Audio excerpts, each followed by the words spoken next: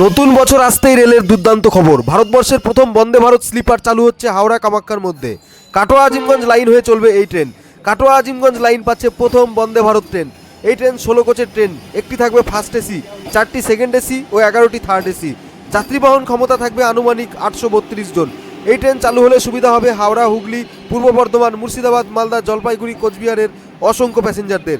এবং এবার বন্দে ভারত ট্রেনেও আরামদায়ক জার্নি, শুয়ে যাত্রা করতে পারবেন। থাকবে বিশ্বমানের সার্ভিস।